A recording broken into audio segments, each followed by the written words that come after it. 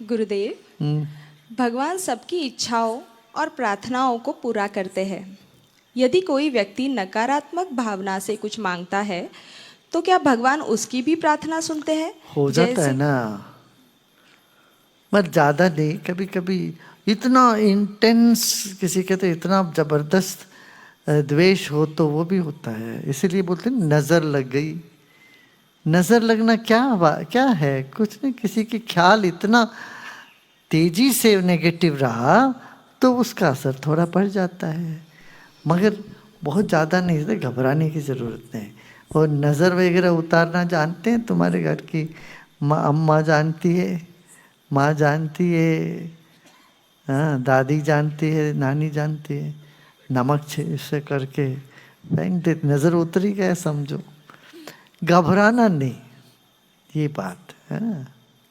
गुरुदेव, देखो समाज में, दुनिया में रहने से सब है, यहाँ पॉजिटिव है, नेगेटिव है, सकारात्मक भी है, नकारात्मक, ये सब तरंगे चलती रहती है, ये बंद नहीं होती। इसका गुण ही ऐसा, लक्षण ही ऐसा।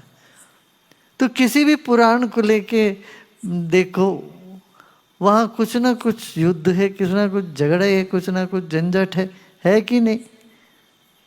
कोई ऋषि मुनि आराम से तपस्या कर रहे हैं, वहां बाधा देने कोई आ गए, वहां राक्षस या कोई अप्सरा के बाधा पैदा कर देती है उनके तपस भंग करने के लिए। कोई और आके कर देता है, राक्षस आ जाता है।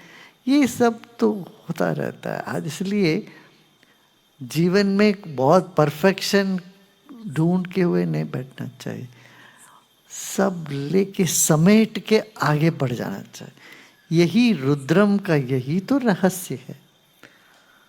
रुद्रम में क्या, पूरा जो स्पेक्ट्रम है, माने छोटे से अणु और महत से महत तक सबको खबर कर देता तो।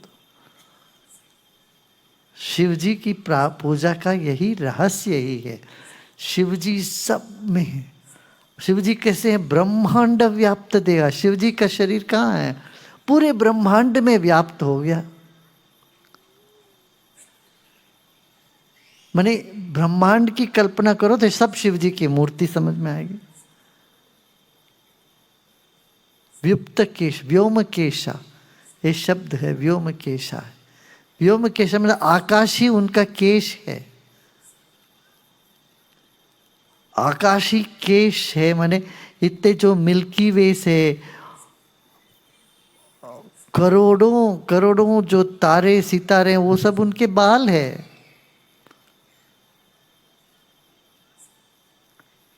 ये बात है। तो शिव जी की मूर्ति की पूजा नहीं होती है, सिर्फ नटराज की पूजा होती है। वो सिर्फ साल में एक बार होती है, या कुछ लोग 6 बार करते हैं, बट अक्सर पूजा तो होती शिवलिंग की।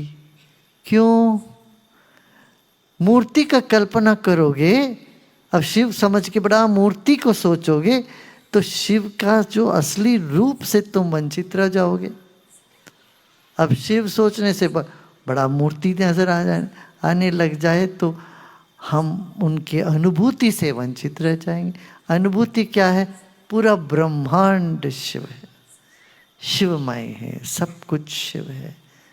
वहाँ सांप भी शिव का अंग है, गाय भी शिव का अंग है, बैल भी शिव का अंग है, मोर भी है और चूहा भी, सब कुछ शिव में है। ब्रह्मांड व्याप्त देह, तो यही है। नारायण की पूजा कर तब भी कहते क्या? गगन सदृशम, कैसे है?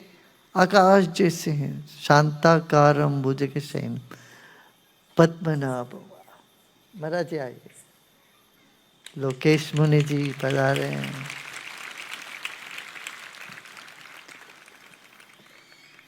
शांताकारम भुजगशयनम पद्मनाभम सुरेशम विश्वाधारम गगन सदृशम।